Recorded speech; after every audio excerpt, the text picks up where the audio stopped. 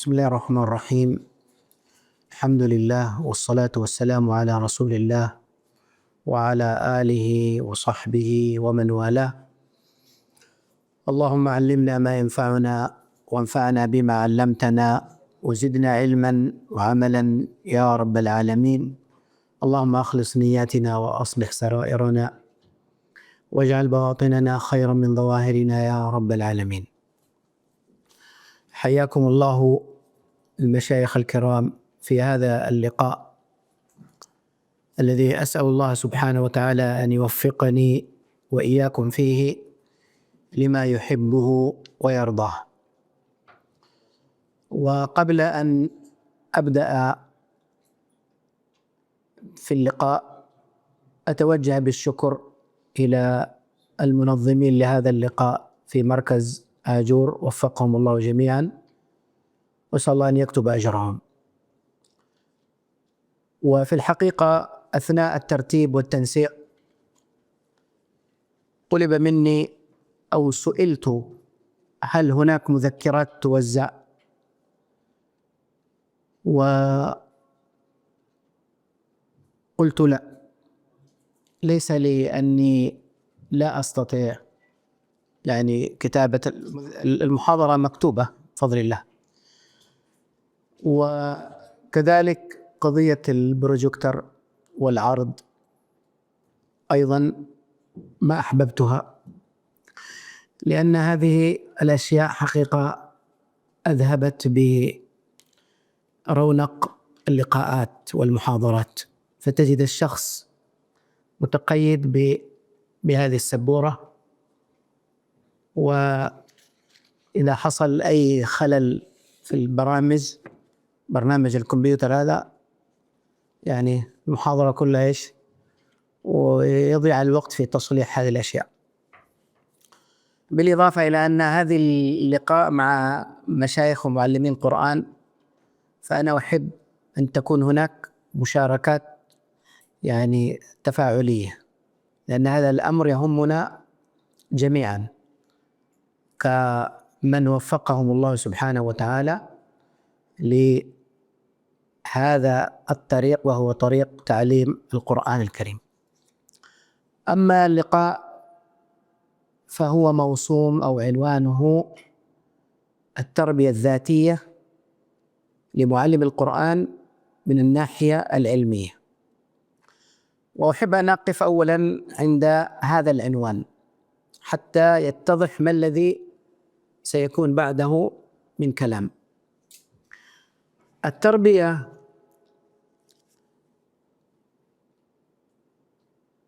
أن تبلغ بالشيء الذي تريده أن تبلغ به إلى الكمال والرضا، بحيث تبذل جميع ما في وسعك لأن يكون هذا الشيء الآن الذي تريده أن يصل إلى مرحلة الكمال ومرحلة الرضا.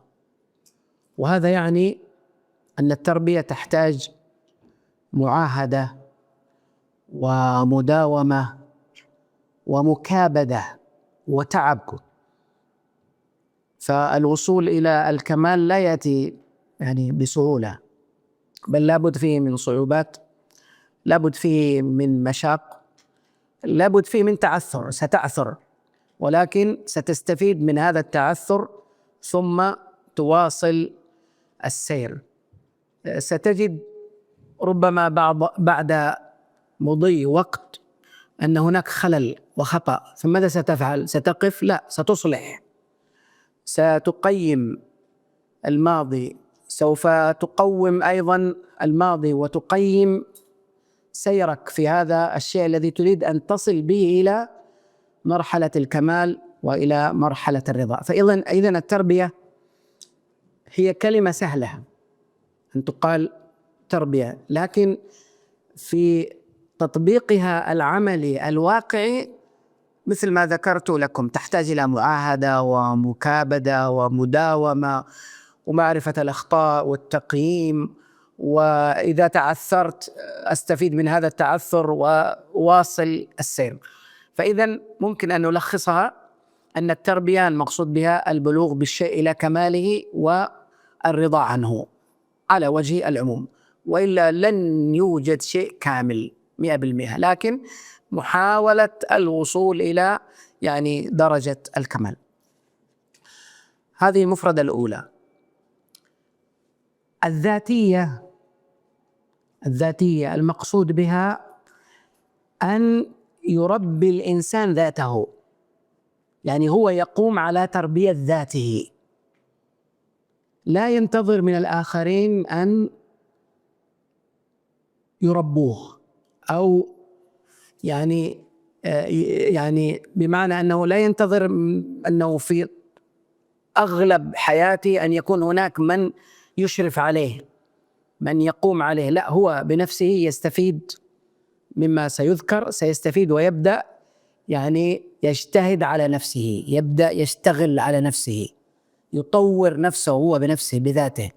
فإذن هذه المفردة الثانية الذاتية. معلم القرآن لا يحتاج أن نقول من هو معلم القرآن، هو ذاك الرجل الذي نال شهادة نبوية لم ينلها أحد غيره، وهذه الشهادة هي قول النبي صلى الله عليه وسلم: خيركم من تعلم القرآن وعلمه. هذا الرجل وفقه الله واختاره من بين كثير من البشر لأن يتصف بهذا الوصف العظيم المبارك. طيب، التربية الذاتية متفرعة، منها الإيمانية، ومنها الثقافية الفكرية، ومنها العلمية، ومنها الاجتماعية النفسية، ومنها نحن سنركز على الجانب العلمي، التربية الذاتية في الجانب العلمي، وعلى وجه الخصوص في تخصصك أنت يا معلم القرآن. يعني لن نتكلم عن أن معلم القرآن يحتاج إلى أن يكون دارس في العقيدة وفي الفقه وفي مصطلح الحديث والفرائض، وهذا لن نترك. نحن نريد أن نركز على تخصص هذا المعلم، تخصصه ما الذي يفعله مع نفسه في تربية ذاته. هذا هو العنوان، وهذه هي تعريفاته. أما أهمية التربية الذاتية، أولاً العمر يمضي يا إخوة، العمر يمضي وينقضي، والعلوم والمعارف كثيرة ومتوسعة، ومعلم القرآن، ننتبه لهذه النقطة، معلم القرآن هو فرد من أفراد المجتمع، يعني هو ليس شخص جاي من كوكب آخر ولا هو مختلف، لا، هو فرد. هناك الطبيب، هناك المهندس، هناك التاجر، هناك العامل كذا، وهناك معلم قرآن. فهو قد نصب لهذا الوصف ولهذا العمل، فكما أن غيره عنده عمله الخاص به، هذا هو عمله كمعلم قرآن. هذا المعلم ألا يحق وقد أعطي هذه الشهادة النبوية، ألا يحق له أن يرتفع مستواه العلمي الذي هو فيه؟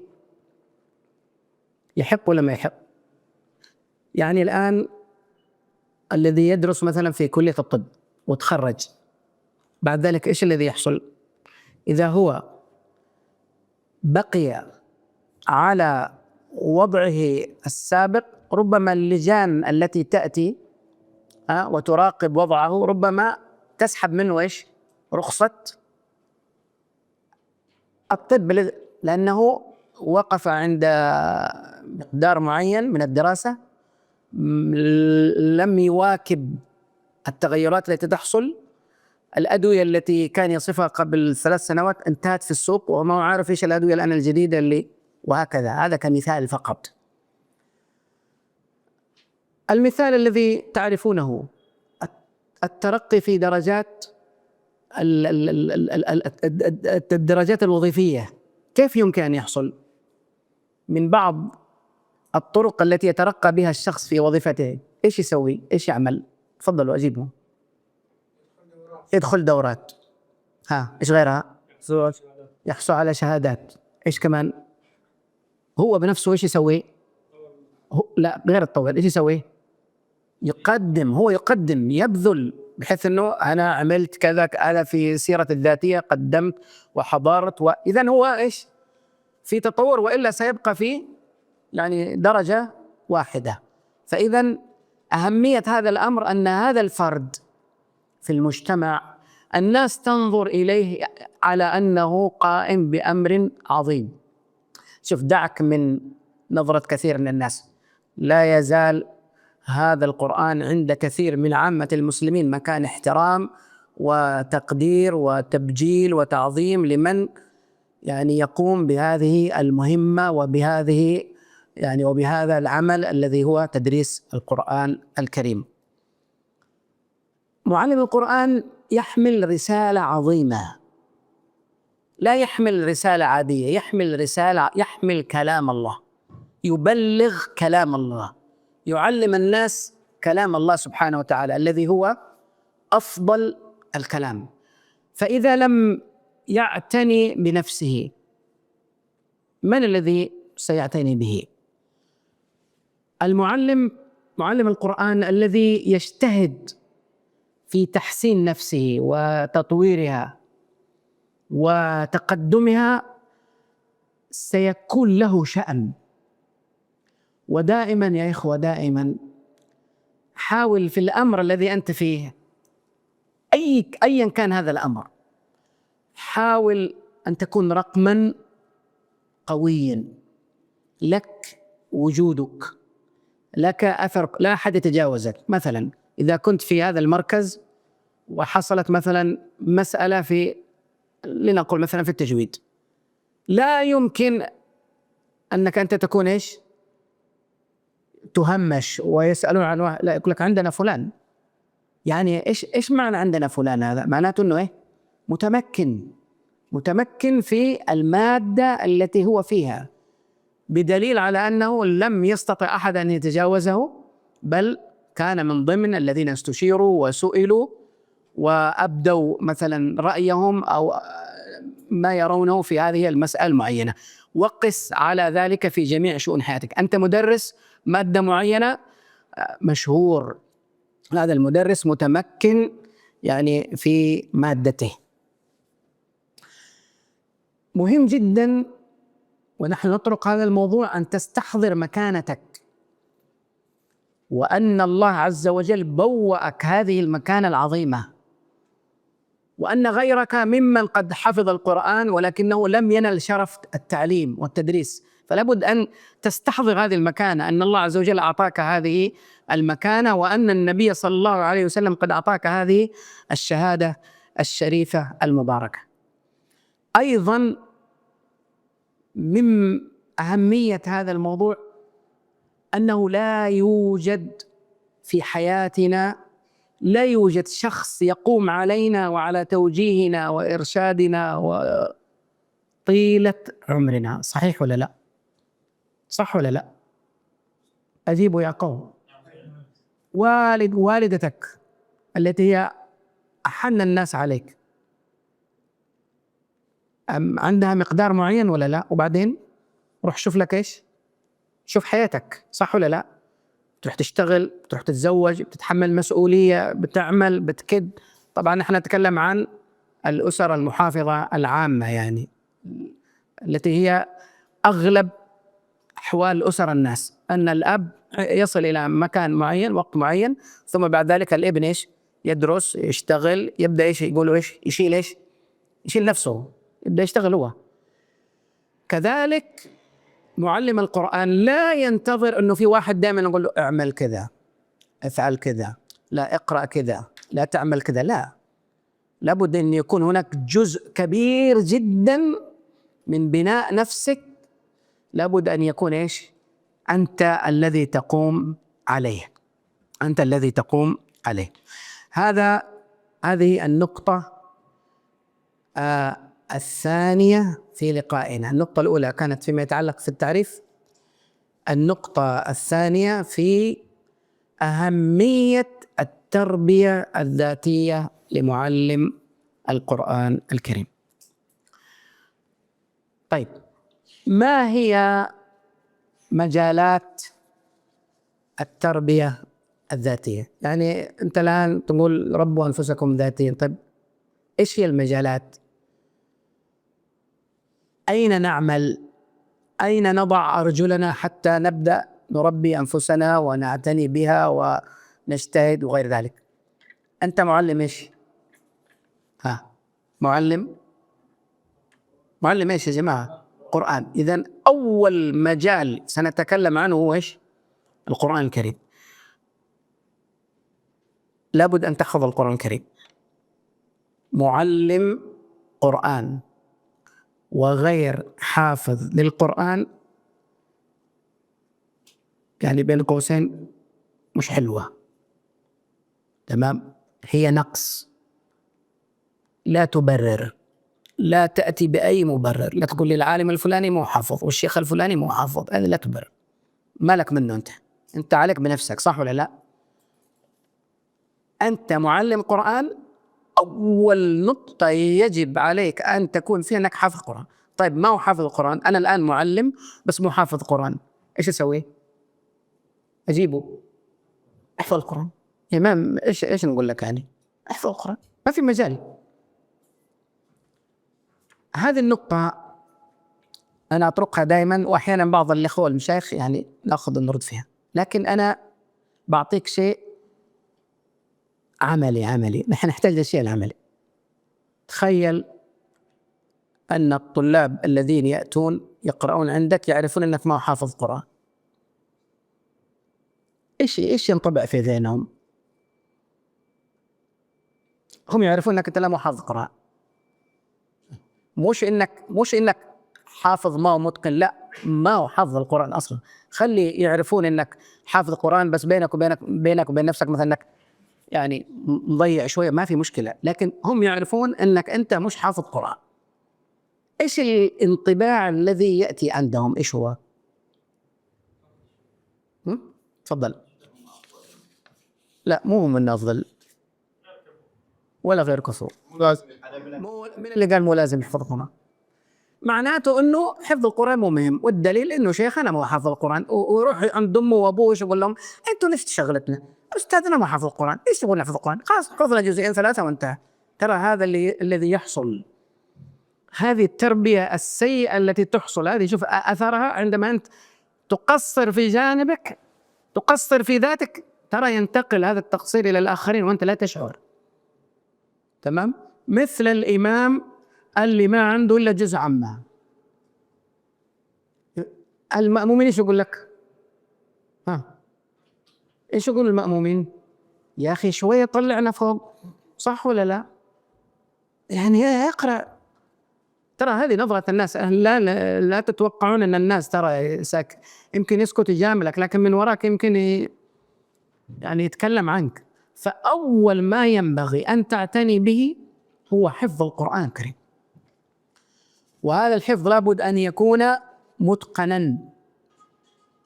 طيب، لابد أن يكون متقنا، وأيضا من حيث الأداء لابد أن يكون أداؤك كمعلم قرآن أداء صحيح. أنا مرة كنت يعني أستمع قدرا كده لمدرس غير حافظ، مو معناه أنه الحافظ ما يخطئ، لا، لكن شوف الإشكالية فين.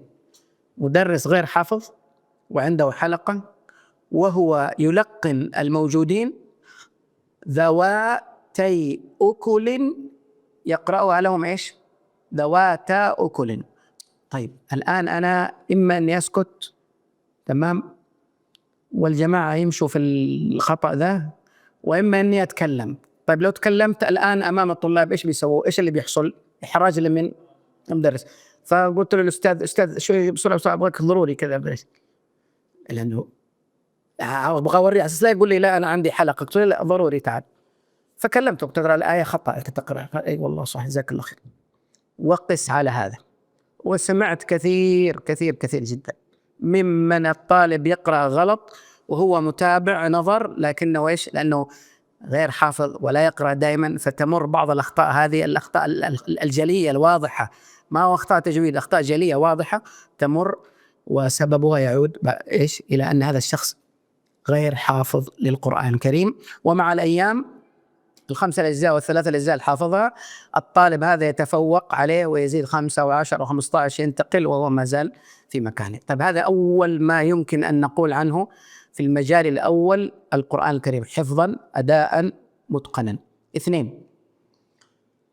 خذ سند بعد أن تحفظ وتتقن، خذ سند لقراءتك وخذ إجازة من شيخ متقن تعرفه أنه متقن. كيف تعرفه؟ الناس يقولوا فلان ما شاء الله ما شاء الله، ما يحتاج أنك يعني تسأل كثير، أنت من خلال معرفة. يعني الناس الآن مثلا يقال مثلا اسألوا فلان في المسائل الفقهية، كيف عرفوا؟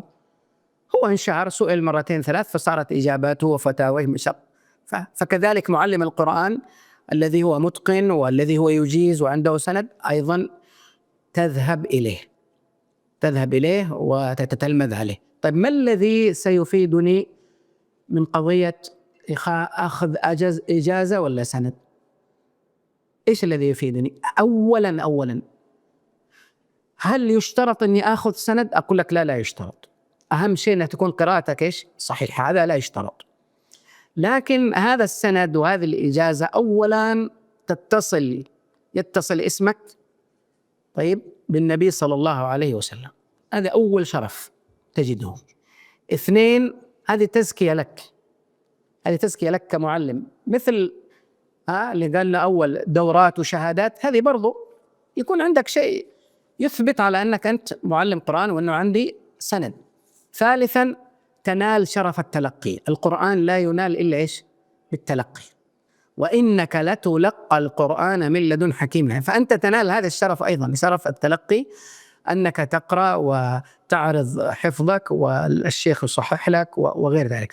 فإذن لا تهمل هذا الأمر. أيضا حاول أنك تضيف راوي آخر، مثلا حفص الذي نحن نقرأ له من صاحبه؟ شعبة، خذ شعبة، اقرأ شعبة، جميل، ما في أي شيء، خلافاته قليلة جدا. ثم بعد أن يمن الله عليك وتريد أيضا أن تقرأ بروايات أخرى، أنا أنصحك أن تقرأ برواية قالون وورش. ليش؟ أسألكم أنا، لماذا قالون وورش؟ ليش ما قلنا خذ السوسي والدوري ولا روح هناك وحمزة ليش؟ عدد كبير. عدد كبير من المسلمين يقرؤون. أحسنت، لأنه في الآن هذه الروايات هذه موجودة. فإذا أخذت قراءة عاصم ثم أخذت قراءة نافع بروايه قالون وورش، خير كثير جدا جدا جدا.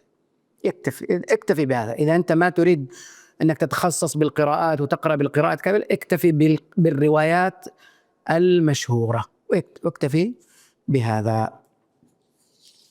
هذا المجال الأول من مجالات التربية الذاتية، أنك تبدأ تحفظ، تمام، تتقن، تأخذ سند، تأخذ إجازة، تقرأ برواية أخرى، اتعب، ابذل على نفسك.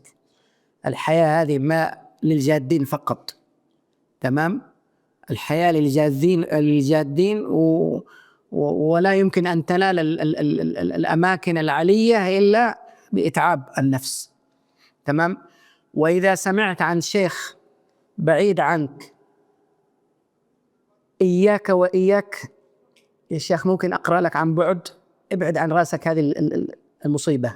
اتعب، حس باللذة كذا وانت تروح كذا، أجر الذهاب والإياب، اتعب والله، هذا التعب تجد لذته. أما اتصل بالتلفون والتلفون مرة قاعد ما سمعنا، تقطع ولا مش عارف إيش، والله الصوت غير واضح، ولا خاصة يعني لما يكون الشيخ موجود في البلد، ما له داعي. ما له داعي إنه أنا يعني الدرجة دي يعني يكون الكسل عندي بحيث إنه لا أبقى روح واتعب. بعد ما تأخذ رواية وروايتين كذا وتصير قوي معلش اطلب، لكن من البداية لا، اتعب على نفسك. الجانب الثاني من جانب التربية الذاتية من الناحية العلمية لمعلم القرآن، ما هو؟ القرآن ثم التجويد. ثم التجويد. التجويد كما لا يخفى عليكم معناه التحسين، يعني أنك تحسن تلاوتك، أن تكون تلاوتك تلاوة حسنة جيدة مرضية عند أهل الفن. أهل الفن منهم هم المقرئين، إذا سمعوا يقولوا ما شاء الله تجويده طيب، ما عنده أخطاء جلية. ألحان جلية في التجويد ما في، بمعنى إيش ألحان جلية؟ مثلا ما في مدود، ما في يعني حال بعض يقرأ بس كذا ولا غنى، لا، بشكل عام القراءة طيبة. أما اللحن الخفي هذا قل من يسلم منه، لا، ولا حتى أكبر قارئ ممكن تجد عنده شيء من اللحن الخفي، لكن بشكل عام القراءة التجويد منضبط ممتاز، ما بو شيء يعني تمام. طيب، الاعتناء بالتجويد له جانبان: أولا جانب الرواية، ثانيا جانب الدراية كمعلم قرآن. انتبهوا، الحديث لمعلم القرآن. جانب الرواية المقصود به أن يتقن قراءته من حيث الضبط ومن حيث القراءة، يعني يتقن، وأيضا يعتني بمسائل التجويد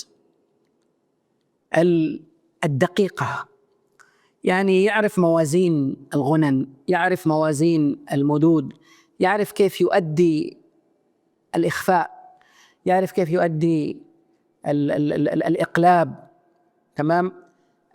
يعرف الصفات كيف يؤديها، كيف يطبقها، يعني ماشي كويس، يعني مربي نفسه تمام. يسمع، يدرس، يفتح اليوتيوب على كبار المشايخ كيف قرأوا على شروحات التجويد، كيف يعملون، شغال على نفسه. تجده دائما إيش في تحسن. ممكن تسمع له الآن وتسمع له بعد سنتين ثلاث تجد أنه قراءته إيش صارت أفضل وأحسن. كذلك من الأمور المهمة جدا الاعتناء بمخارج وصفات الحروف، مهم جدا، تمام. وهنا أنبه إلى نقطة أرجو وأنا يعني أملي في الله أن تنتبهوا لها: لا تقحم اللهجة في قراءة القرآن. واضح؟ اللهجة لا تقحمها وأنت تقرأ القرآن، لا تخلي لهجتك اللي أنت تتكلم فيها مسموعة ملموسة إنه هذا لهجته، يعني يكون فصيح اللسان في القرآن الكريم. وهذا ما يأتي بسهولة، لابد من تدريب، لابد أن حتى أثناء كلامك إذا في بعض المخارج عندك في لهجتك غير صحيحة حاول يعني تصححها. مثال: القاف تنطق إيش؟ غين. حاول أنك لا تعود لسانك أن لا تقول والله لهجتنا، لا، عود عادي. ليش؟ لأنه عدم تعويد لسانك ترى هذا ستقع فيه. الذين ينطقون مثلا الزال ينطقون إيش؟ زاء. طيب، عود لسانك أنك ما تنطق الزال زاء، عود، اتعب، لأن هذا سيؤثر على تلاوتك. فلا بد أن تكون فصيحا في هذا الجانب. يجب عليك أيضا في جانب الرواية أن تعرف مسائل الخلاف التجويدية، تمام. وهذا لا يمكن أن تعرفه إذا أنت اكتفيت بشيخك الأول وبس. فإذا أنت اكتفيت بشيخ واحد فإنك ستخطئ الذي يقرأ بغير الوجه الذي قرأته، وهكذا قس بعض المسائل، يعني بعض المسائل في التجويد موجودة. فمعرفة مدارس التجويد وكيفية بعض الأداءات المختلفة عن المشايخ وكلهم على حق وصواب، تمام، هذا مهم جدا لك أنت كمعلم. تمام، مهم جدا لك أنت كمعلم. أنت تعرف الخلاف، لكن بعد ذلك تطلب من الطالب الذي يدرس عندك أو القارئ الذي يريد أن يقرأ عندك أن تقول له التزم لي بهذه الطريقة، هذا ممتاز. لكن يكون عندك إيش؟ معرفة. لو سمعت قارئ آخر يقرأ بغير ما قرأت تقول إيش؟ لا تقول هذا قراءته خطأ، فهي قراءته صواب، وهكذا تلقى. تمام؟ طيب، هذا الأمر الأول فيما يتعلق بالتجويد. جانب الرواية. جانب الدراية. الدراية يعني معرفة، ومعناها أنك تكون عارف بمسائل التجويد. فعلى سبيل المثال، ما هي مسائل التجويد العامة؟ مخارج وصفات، صح؟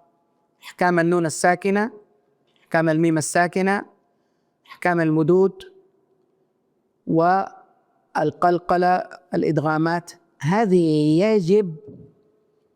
يجب أن تكون عارفا بتعاريفها وتقاسيمها وأنواعها والفروقات بينها. يجب تعرف أن هذا المد متصل، وأنه سمي متصل لأجل كذا، وأن مقدار مده كذا. تعرف أن هذه الصفة، صفة الهمس أو الجهر أو الشدة أو الإطباق أو الاستعلاء، معناها كذا وكذا، ومعنى هذا أن اللسان كذا، وأن النفس كذا، وأن يجب تعرف هذا. يعني ما تكتفي بس بالقراءة كمعلم، لا، يجب عليك أن تكون عارف بهذه التقسيم. طيب، الطالب أخطأ في حكم، في صفة، كيف ممكن أن توضح له؟ الطريقة الأولى تصحح له مباشرة، صح؟ الطريقة الثانية شيء تشرح، صح ولا لا؟ حتحتاج تشرح له. مثلا واحد يقرأ الفاء كذا، مثلا إذا جاء نصر الله والفتح، إذا جاء نصر الله والفتح، فاء، يخلي الأسنان هذه من برا. طب أنت الآن ستقول له أن الفاء ليس هذا مخرجها، وإنما مخرجها كذا وكذا. طب إذا أنت مو عارف هذا، كيف ستبين له؟ حتجلس بس تقول له لا اقرأ كذا والفتح والفتح؟ أحيانا يحتاج الطالب إلى إيش؟ معرفة، أنه يحط الثنيتين العليتين في باطن الشفة السفلى، وهكذا.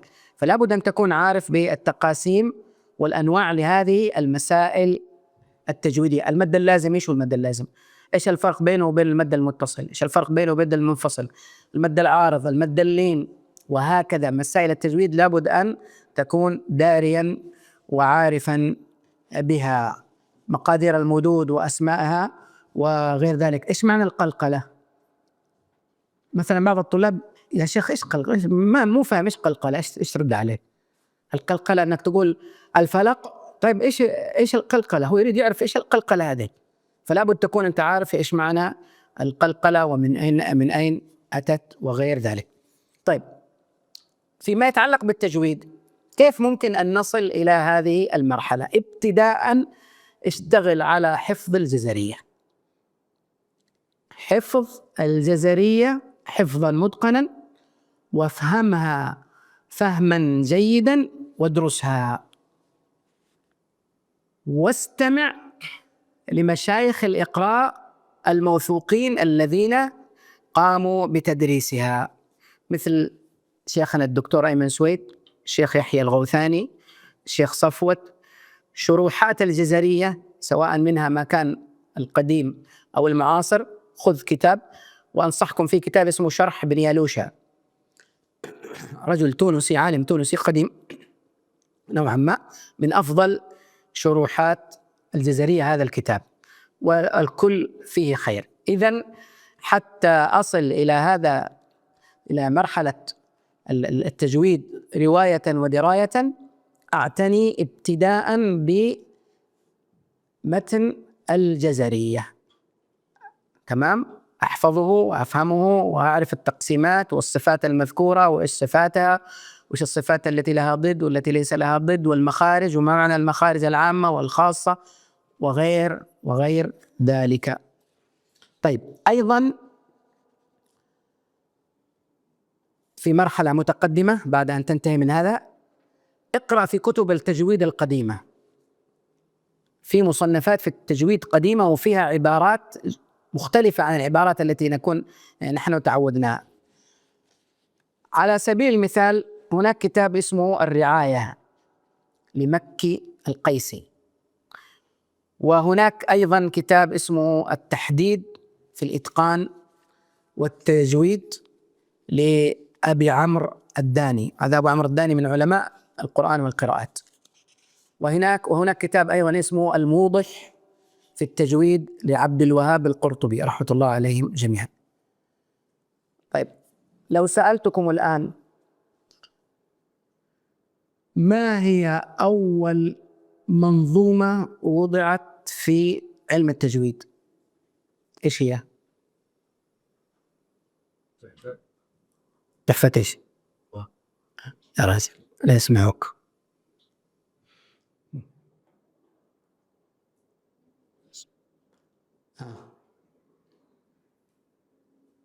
هي منظومة الخاقانية. هي منظومة الخاقانية لأبي مزاحم موسى بن عبيد الله الخاقاني. هذه لازم تطلع عليها.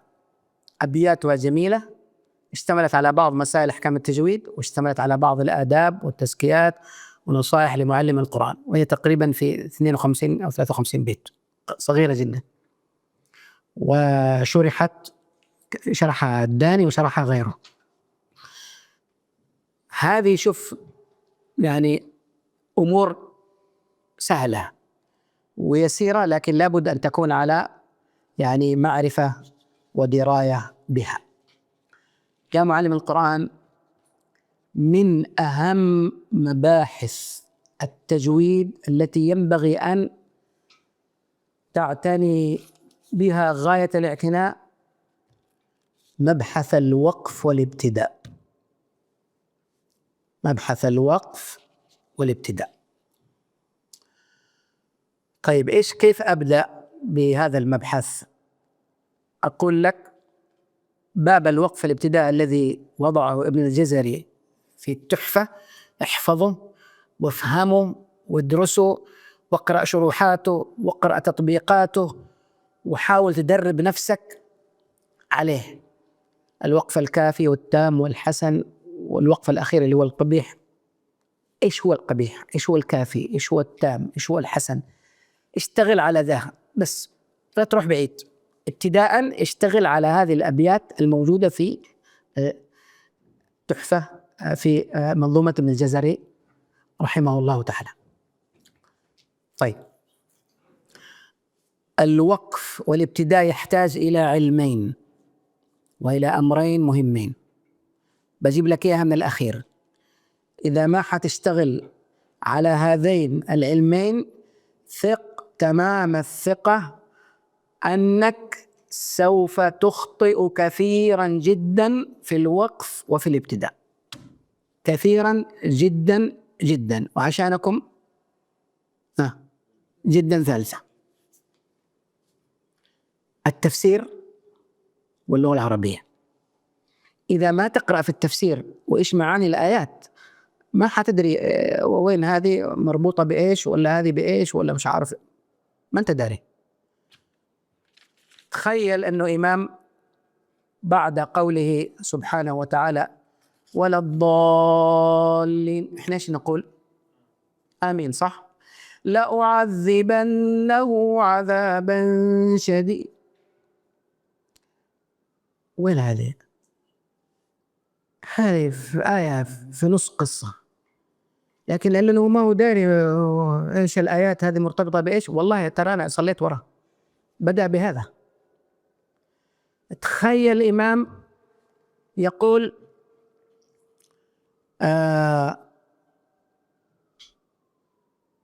وإذ قال الله يا عيسى ابن مريم أأنت قلت للناس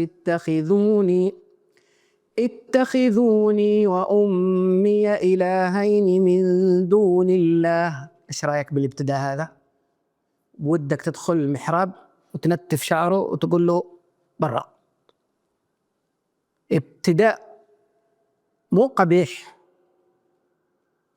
يجيبوا عبارة كده أكبر. لا مش الدرجة دي يعني.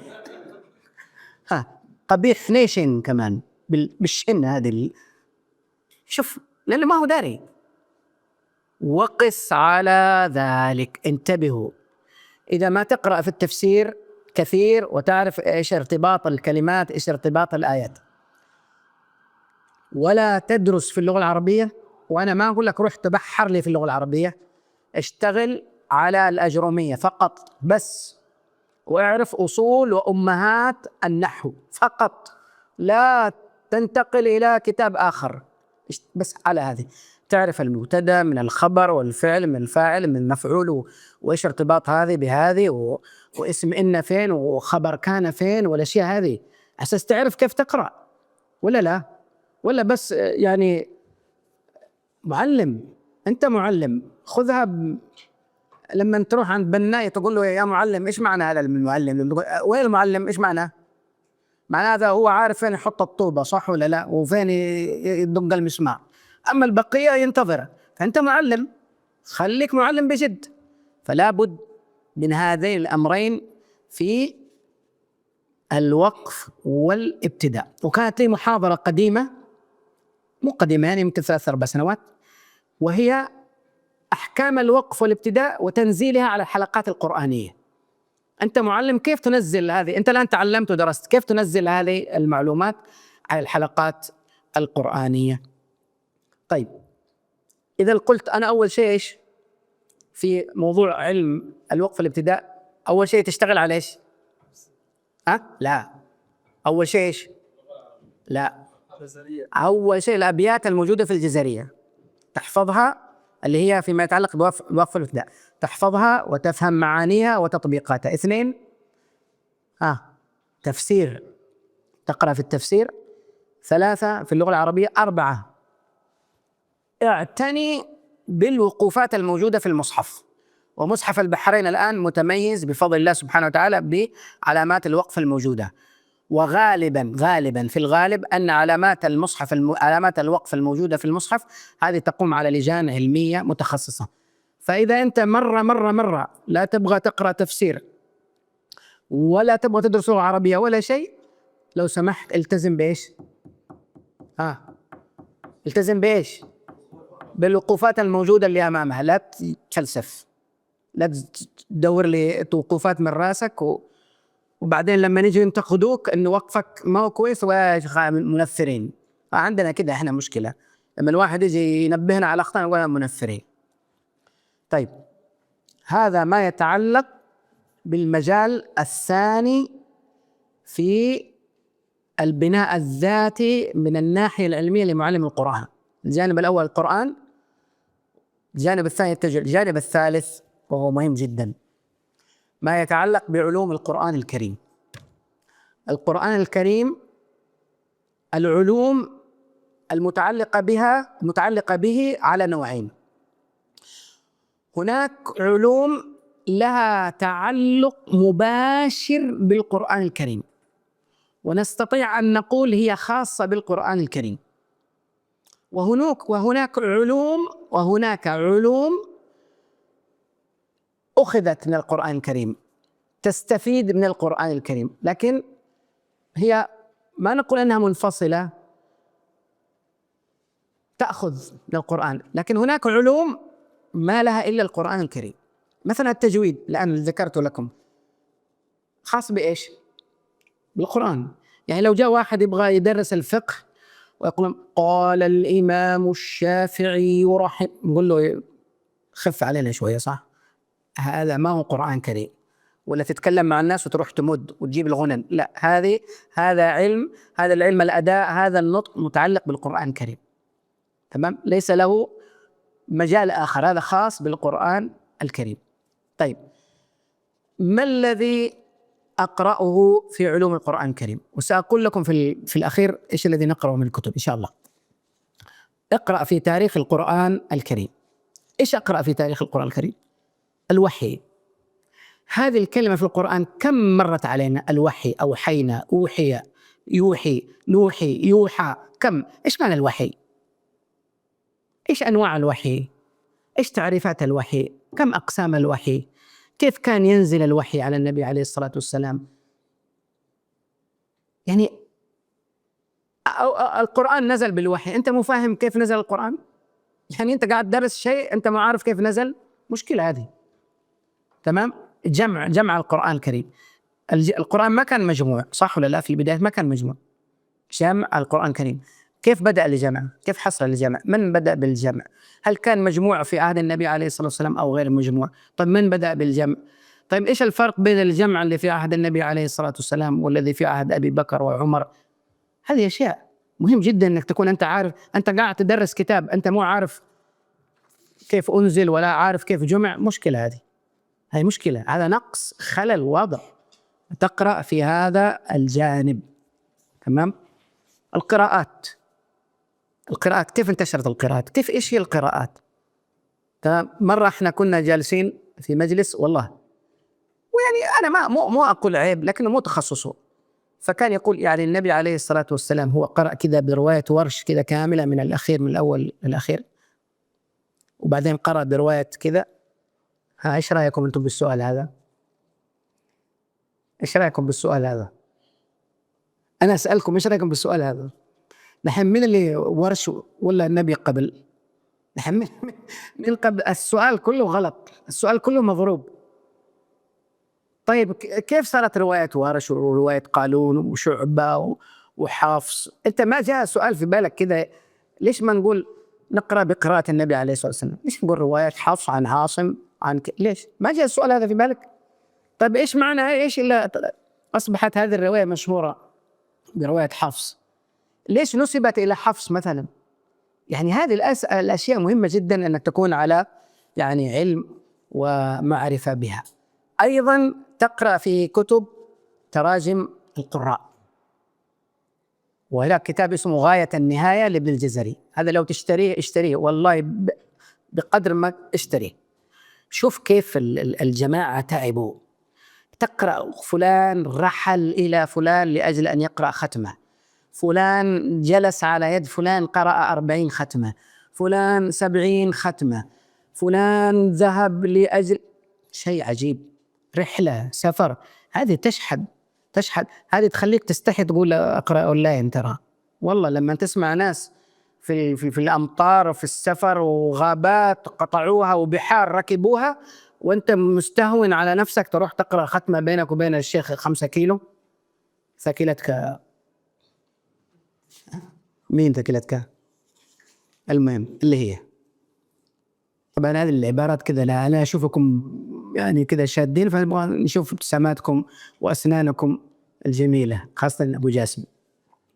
طيب كذلك في علوم القرآن يقرأ في معاني المفردات وفي غريب القرآن. في كتاب صغير الآن اسمه السراج في غريب القرآن للشيخ الخضيري، وفي كتاب أوسع قليلا الذي هو مفردات القرآن للراغب الأصفهاني، هذا يعني شوية أوسع.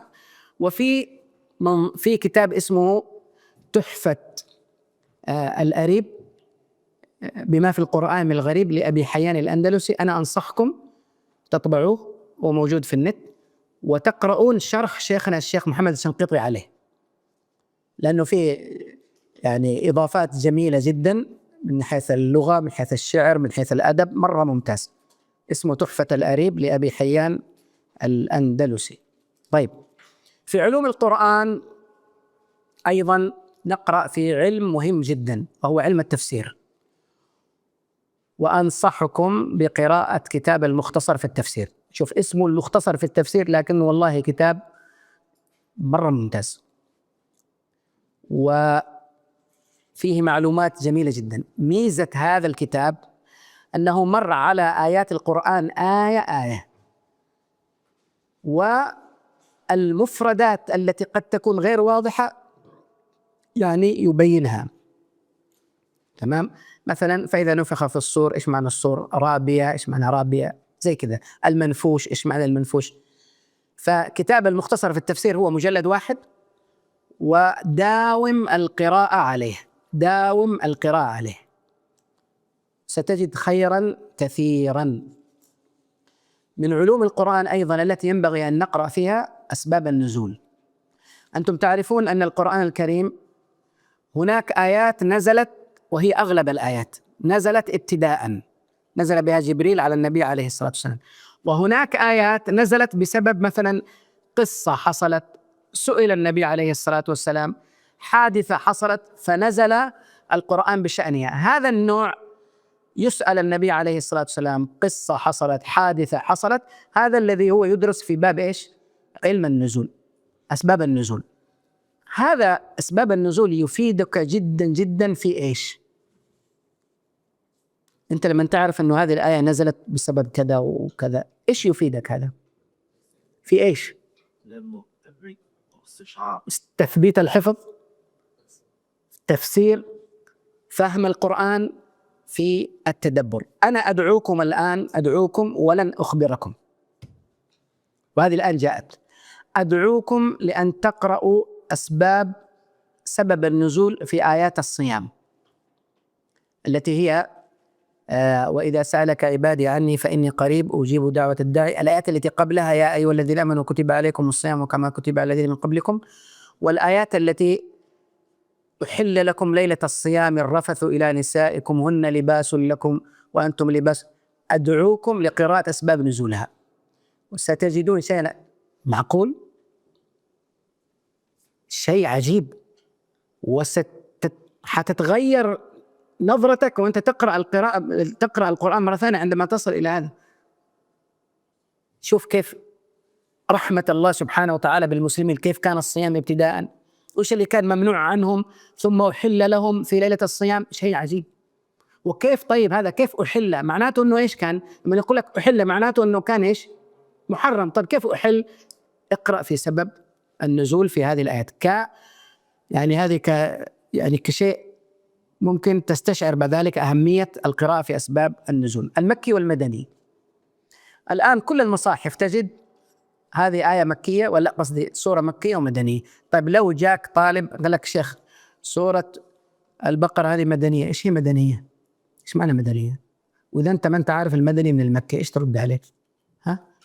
حتقول له والله الرسول كان في المدينة صلى الله عليه وسلم، فعندما نزل عليه القرآن تمام في المدينة فقيل أن هذه سورة مدنية. إيش رأيكم؟ إذا أنت ما تعرف المدني والمكي وش التفريق بين المدني والمكي هي مشكلة. المدني ما نزل بعد الهجرة، والمكي ما نزل قبل الهجرة. الآيات المكية كذلك، الآيات المدنية كذلك، قبل وبعد، فلا بد أن يكون عندك إلمام بهذا. طيب إيش اللي استفيده أنا من علم المكي والمدني؟ أشياء كثيرة جدا تستفيدها، تعرف الناسخ من المنسوخ، تعرف التدرج في الآيات وغير ذلك.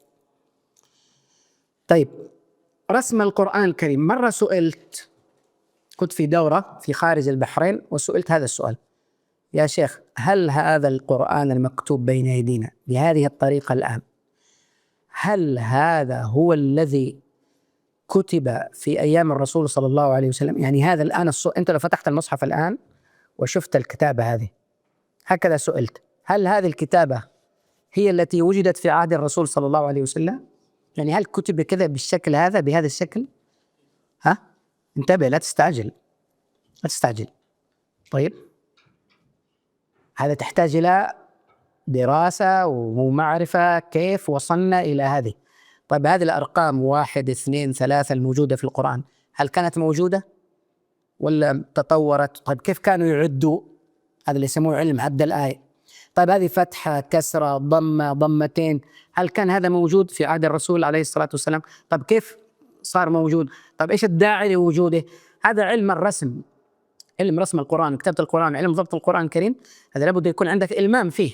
أنا ما أقول لك كن متخصصا فيه، لكن كن عندك إلمام به.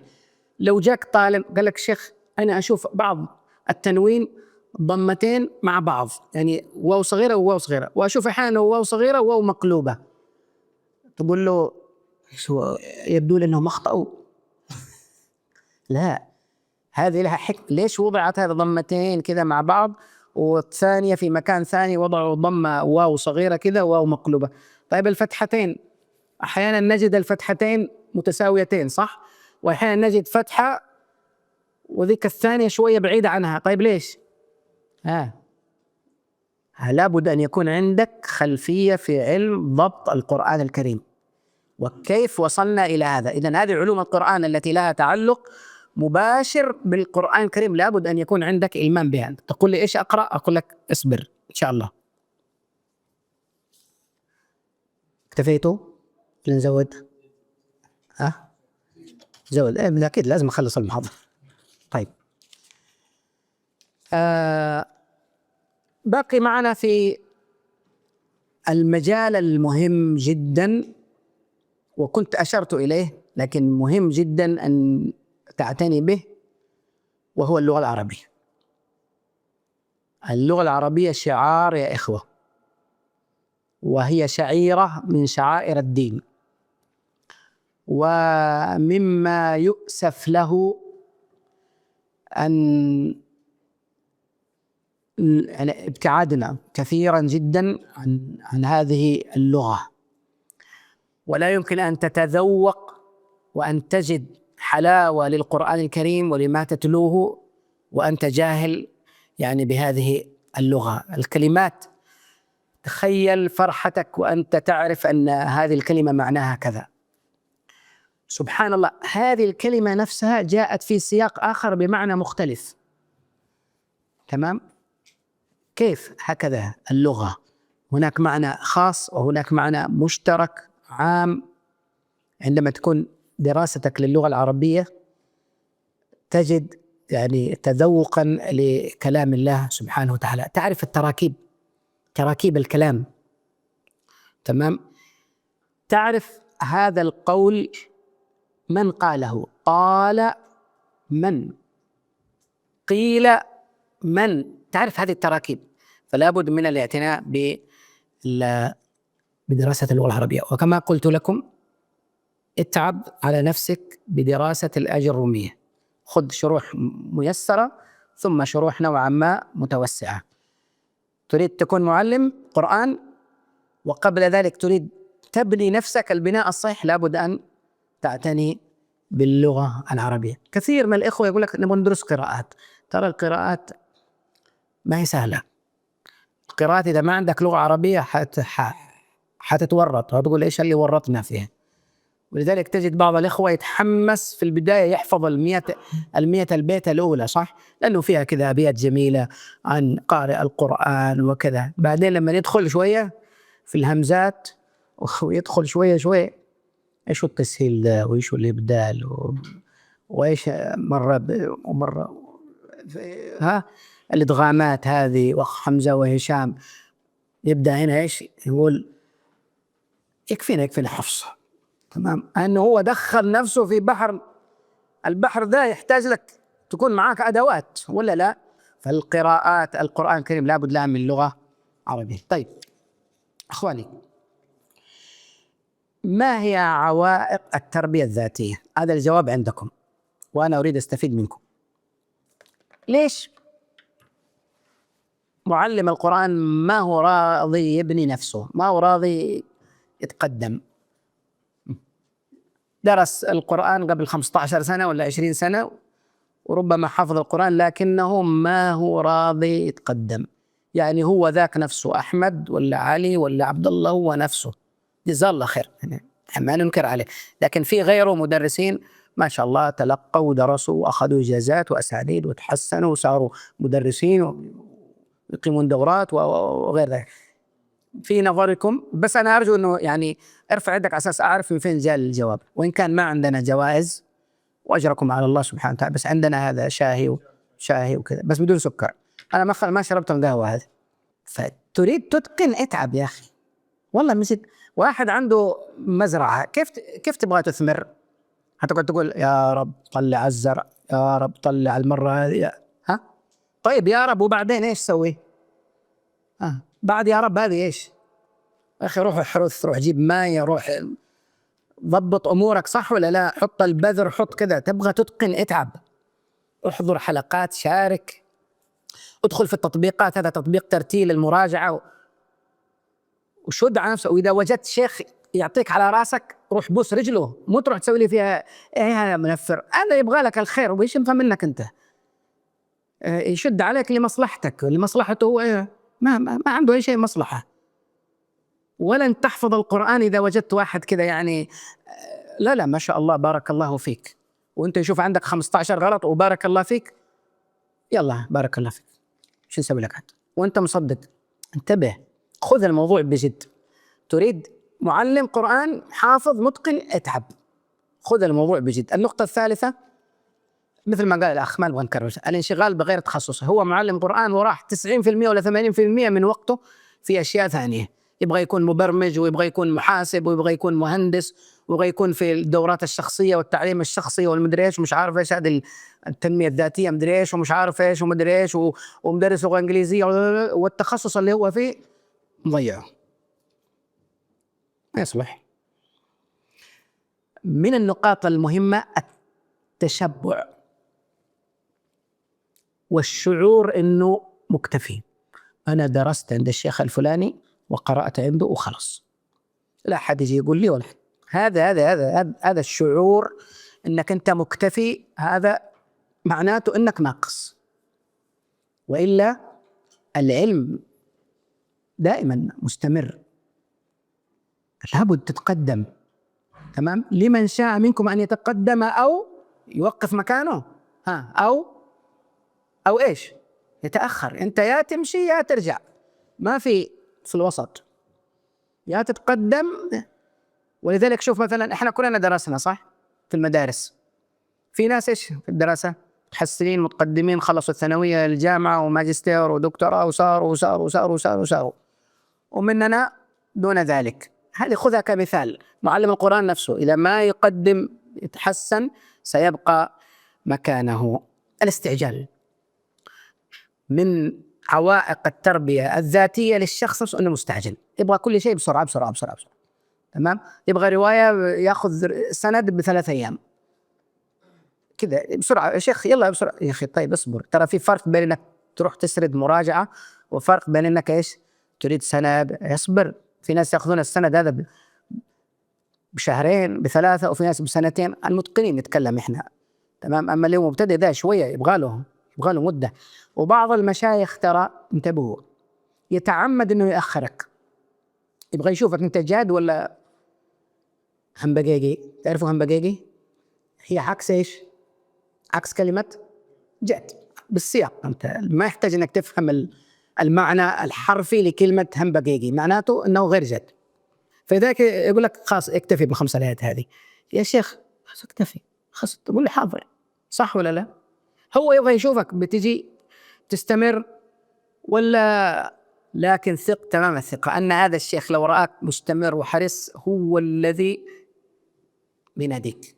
بس في البدايات ممكن يعمل لك، يمكن يشوفك مستعجل، يمكن يشوفك كذا، يمكن سمع أنك رحت عند شيخ من قبل وفي نص الطريق سحبت، فيقول لك أنا ما برده لكن بسوي له بعض المواقف كذا بشوف أنه جاد ولا إيش. لا بدي، أحسنتم ما زلتم متذكرين. أيضا كثرة الاعتذارات. بحكم تدريسي للقرآن الكريم نفسي أكتب يعني مفردات اعتذارات الذين يأتون إلي القراءة وينقطعون، نفسي أكتب والله نفسي. لا حول ولا قوة إلا بالله.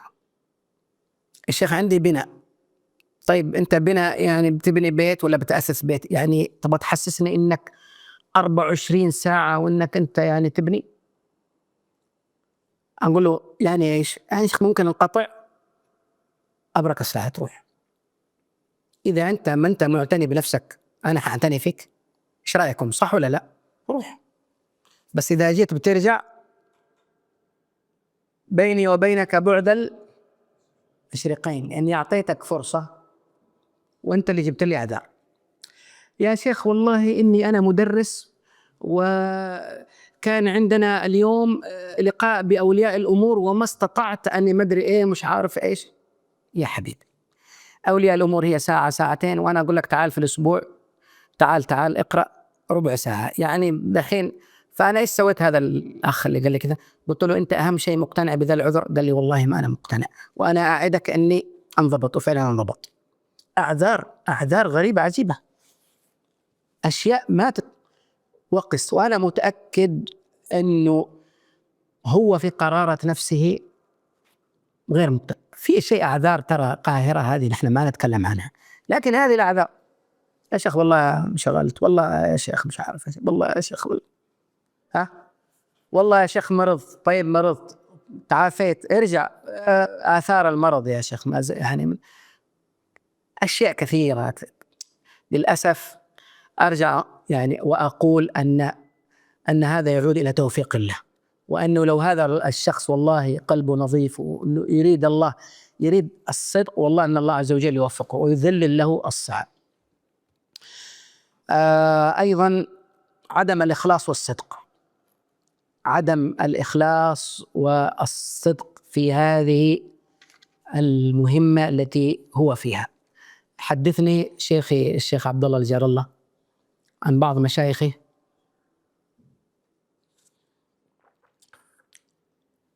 يقولون: كنا نذهب إلى الحرم المكي هناك ويسجدون أن الله يبارك في تدريسهم وأن يرزقهم الله الإخلاص.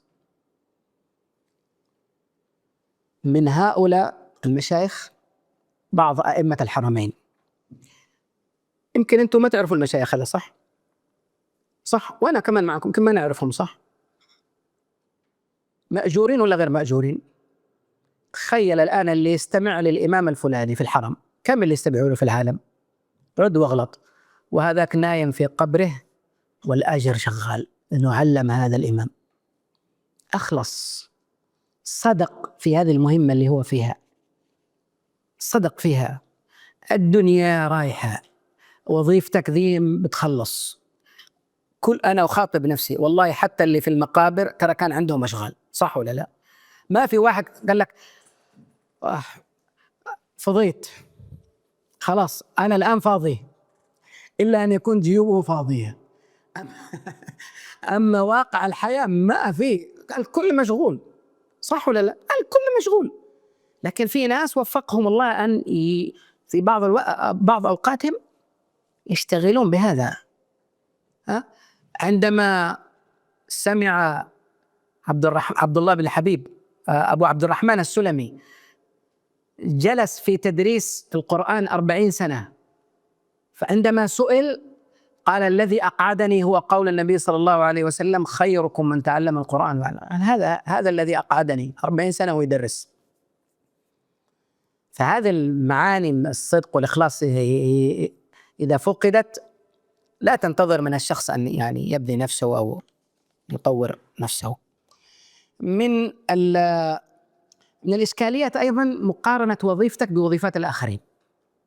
يعني أنا وظيفة المعلم مثلا أنت عارف يعني محتاج يا أخي بس لو كذا وحصلنا راتب كذا وراتب كذا. على مر الدهور وعلى مر التاريخ، خذوها يا جماعة، وأنا قرأت هذا في كتب السير، دائما القائمين على الأمور الدينية رواتبهم إيش؟ منخفضة دائما. يعني ترى مو أنت الوحيد، ترى في من قرون من قبلك على هذا الوضع، بس إيش اللي خلاهم؟ الدار الآخر، بس هذا هو. ولا لو بتيجي تقارن أنت وضعك مدرس قرآن بمدرس واحد مدرس خاص في لغة ثانية ولا في مادة ثانية من الصعبة، يقول لك أنا حصل بالساعة كذا كذا، أنت حقك كله ما يطلع كذا كذا. أنت بتقارن نفسك مع السلامة. لكن أنت تشتغل الدار الآخرة، أنت تشتغل إنه في واحد بعد ما أموت وأنا نايم حسناتي شغالة. من علم آية من كتاب الله فله ثوابها إيش؟ ما تليت، طول ما هي تتلى وأنت ينالك الأجر. هذا الذي يجعلك تصبر. ولذا بتقارن نفسك بأصحاب الدنيا أنت تعبان، حتتعب أكيد، وربما تترك هذا الأمر، تترك إيش اللي في التدريس وإيش اللي ما في التدريس، لكنك ستفقد يعني خيرا كثيرا. طيب، أختم بأمرين. الأمر الأول، كيف نبدأ؟ اللي هو سؤال أنتم طرحتموه أو كان من ضمن الآفات، أنا أعرف كيف نبدأ. عندي بعض المقترحات لعل الله يفيدني وإياكم فيها. أول شيء اشعر بأهمية الموضوع، اشعر أنك أنت معلم وأني أنا أحتاج إلى أن أبني نفسي وأن أشتغل على نفسي ولا أنتظر من الآخرين، أنا أشتغل على نفسي. هذا أول أمر. 2، ابحث عن من يشاركك في مثل هذا الهم نفسه، ابحث عنه، اطرح الموضوع كذا في جلسة مع المدرسين مع المعلمين، شوف مين اللي يتفاعل معك، ابدأ معه. تمام. 3، حبذا مثلا الإشراف على بعض المراكز مثلا أن يعقد جلسات أسبوعية أو شهرية في كتاب معين من كتب علوم القرآن أو غير ذلك، ويكون حولها النقاش، بحيث أنه المدرسين يقرؤون هذا الكتاب أو هذه المذكرة أو يسمعون هذه المحاضرة ويلخصونها. ابدأ. هذه مقترحات يعني للبدء. كذلك أي برنامج متعلق بالقرآن الكريم وتحس أنك محتاجه اشترك فيه بدون كلام، لا تتردد، بفلوس، رسوم، بس هذا أنا العلم محتاجه وهذا الرجل اللي يتكلم فيه متخصص فيه. أحيانا قد تجدون بعض الدورات بفلوس، ترى ما هو لأجل أن الشيخ يبغى فلوس، أحيانا القائمين على الشيخ ولا على مكتبه يحتاجون دعم، ولا أنت مالك منه. أنت يا أخي نفترض الشيخ نيته خربانة يبغى فلوس، أنت مالك منه، أنت مش مسؤول عنه. أنا هذا الرجل أعرفه وأنه مدرس ومتخصص في هذا الأمر، أنا أبغى أستفيد منه، خلي هو بينه وبين الله، أنا ما لي علاقة. فأي برنامج تشوفه أنت يعني تحتاجه وأن هذا الرجل الذي سيلقيه متخصص فيه ادخل فيه، سواء دورة عن بعد، سواء دورة مباشرة موجودة، سواء ادخل، لا تتردد. فهذه مقترحات للبدء. أختم إخواني ببعض الكتب المقترحة التي ممكن أنت تقتنيها وتبدأ يعني تقرأ فيها، وستجد إن شاء الله فيها خيرا كثيرا. ذكرت لكم كتاب السراج في غريب القرآن، في بيان غريب القرآن للشيخ محمد الخضيري. هذا كتاب صغير وأظن حتى كانت توزعه الشؤون الإسلامية. كتاب تحفة الأريب هذا ممكن تنزله من النت تطبعه. تمام. هذا إيش برضو تونا نقول تغيير وتبديل وتحسين، بس برضو الثبات مطلوب. تمام. فيك هذا الأمر الأول. عندك المختصر في تفسير القرآن الكريم، اشتريه. ترى لما تشتري له لذة غير حق التوزيع المجاني، صح ولا لا؟ صح؟ والله ترى صح، لا نقعد نكذب على نفسنا. اللي يجي بفلوس له طعم، تحس انك دافع فيه، لكن اللي يجي مجانا تقول يا اخي مجانا. هذا المختصر ترى يباع وانصحكم فيه. لا تقول لي والله بروح اقرا في تفسير ابن كثير اقرا هذا بس، كثر الله خيري وخيرك، اقرا في هذا بس ستجد خيرا كثيرا. كتاب الميسر في علوم القرآن الكريم، الميسر في علوم القرآن الكريم، إعداد مركز الدراسات والعلوم القرآنية بمعهد الإمام الشاطبي في جدة في السعودية. اكتب هذا الكتاب، والآن يباع عن طريق النت، ممكن تخليه يرسلوا لك لغاية الدمام وأنت تروح الدمام تفطر ولا أي شيء وتجيب الكتاب معك. وهذا كتاب كل الكتب مرة واحدة، اصبروا شوية. كتاب الميسر في رسم المصحف للدكتور غانم الحمد. الميسر في رسم المصحف، هذا كيف بدأ، كيف نشأ، كيف كانت الكتابات العربية سابقا، كيف كانت الكتابات في عهد النبي، كيف تطورت الكتابات، كيف وصلنا إلى هذا الكتاب الآن اللي نحن نرى. كتاب الميسر في علم عد الآي الدكتور خالد شكري، في علم عد الآي. إيش معنى علم عد الآي؟ عدد الآيات، مواضع رؤوس الآيات، وهذا ستجدونه إن شاء الله في هذا الكتاب. يعني مثلا كأعطيك مثال، الفاتحة 7 آيات، صح ولا لا؟ 7 آيات. هناك من أهل العدد من اختلف في وضع رقم الآية.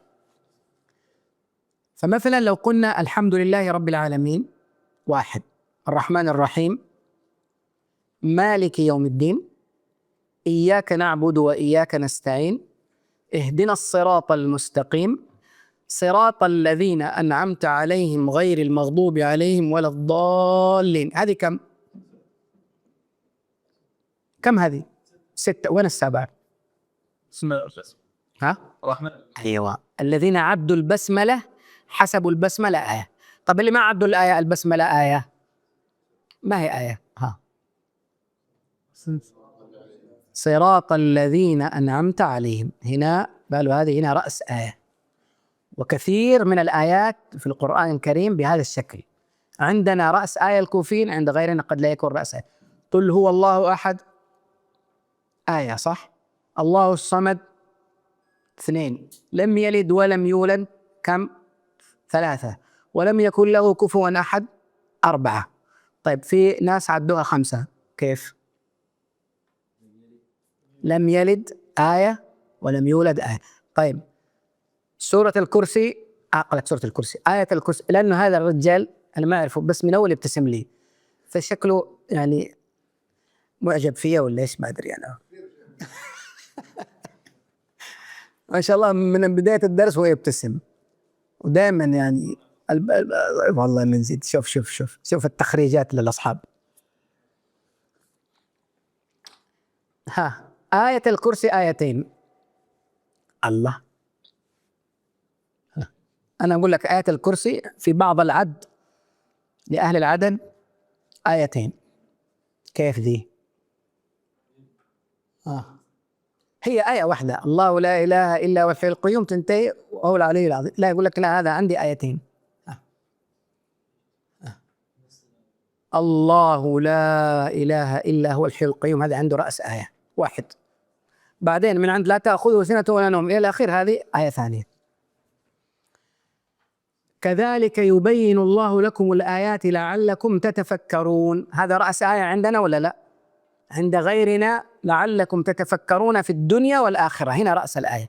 يعني ما في هنا وقف، الوقف عنده في الدنيا. هذا تستفيد إن شاء الله في معرفة علم العد من خلال هذا الكتاب. الكتاب رقم مدري كم، صحيح أسباب النزول، للأستاذ إبراهيم محمد علي. اشتري هذا الكتاب، كتاب مجلد 1 اسمه صحيح أسباب النزول، خذوا هذه الكتب، هذه اللي أنا أقول لكم يأخذوها، ادفعوا فيها، لا تترددوا. كتاب مدخل إلى التعريف بالمصحف الشريف للشيخ الكريم الدكتور حازم سعيد حيدر. اشتري هذا الكتاب، إن وزع خذ، لكن اشتريه، هو موجود. من أفضل الكتب والتي حتخليك في علوم القرآن منضبط تماما، كتاب شيخنا الشيخ الدكتور مساعد الطيار، المحرر في علوم القرآن الكريم. اشتري هذا الكتاب. هذا الكتاب المطالعة فيه والقراءة بالتأني ومرتين وثلاث وأربع وخمس ستجعل منك عقلية في علوم القرآن، عقلية مرتبة ومنظمة وممتازة جدا جدا. والشيخ سخي في المعلومات، تحت كل مبحث يقول لك روح اقرأ الكتب التالية، سخي، لكن هو الكتاب نفسه ممتاز جدا. آخر كتاب محاضرات في الشبه المزعومة حول القرآن الكريم للدكتور حازم سعيد حيدر، الشبه المزعومة حول القرآن الكريم للدكتور حازم سعيد حيدر. هذه الكتب مهمة جدا، ستعينك بإذن الله تعالى على تطوير نفسك والتقدم تحسن، وحتجد نفسك إن شاء الله تعالى مع الأيام شخص آخر. سأعطيك أثر واحد فقط من آثار تقدمك على حلقتك القرآنية وقس عليها. طيب أنا بس بعطيك أثر واحد، وربما بعضكم يعني قد مر عليه مثل هذا الموقف. لما تجد الشيخ اللي أمامك يلفت نظرك إلى مسألة في الآية اللي تقرأها أنت، والشيخ الثاني طول ما أنت تقرأ جزاه الله خير هو يستمع لك، لكن ما يعطيك أي معلومة. تجد هذا الطالب متعلق بصراحة يعني بمن من المدرسين؟ باللي يفيده، باللي قاعد يعطيه أشياء إيش جديدة، قاعد يقول له كيف. أحيانا أنت تريد تغرس، عندك طالب ممتاز، طبعا الفروقات الفردية بين الطلاب مهمة جدا. عندك طالب ممتاز تلاوته جميلة، تبغى ترقيه شوية، تمام، تبدأ مثلا تجي تقول له، تسأله كذا مسألة تجويدية، طب إيش معنى هذا؟ هو يبدأ هنا إيش يفكر. يا ولد لا تقف هنا، الوقف هذا مو صحيح، خاصة اللي يكون فيهم شوية نباهة. أنت الآن غرست في نقطة اللي هي إيش، إنه ترى مو أي وقف أنا أقف، بس هذا لما تكون أنت إيش فاهم وعارف إيش تقدم. عندما يعني تقول له مثلا شفت السكون هذا يجي منه مدور ويجي منه كده شوية فوق ويجي منه السكون اللي هو زي حرف الخاء، إيش الفرق بين ذولا الثلاثة؟ ويبدأ يقول لك إيه والله صح، إيش الفرق بينهم ذولا؟ شفت هذه المعلومات اللي أنت مستسهلها، هذه ترى ممكن تقلب الطالب قلب، تخليه يعتني اعتناء في المتشابهات. عندما تقول للطالب هذه الآية وين متشابهة، ترى في الحفظ اللي أنت قاعد تحفظ فين، شوف المعلومة هذه. الآن هو يبدأ إيش لما يقرأ يبدأ يفكر فين المتشابهة فين كذا. فكل ما كنت أنت متمكن في القرآن الكريم في علومه، كلما كان أثرك عظيما وكبيرا على طلابك. ولذلك تجد بعض الطلاب يقول لك أنا والله كلمة من المدرس الفلاني هي التي إيش يعني نقلتني هذه النقلة. والتوفيق بيد الله، وأترك لكم المجال